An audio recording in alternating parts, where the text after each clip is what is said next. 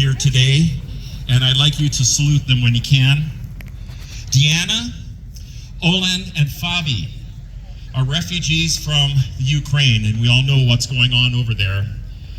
They have decided to make Canada a part of their lives and to make Lethbridge a part of their lives, and you have welcomed them with open arms. Please welcome them here to the Lethbridge International Airshow. In honor of them, we'd like to play the Ukrainian national anthem.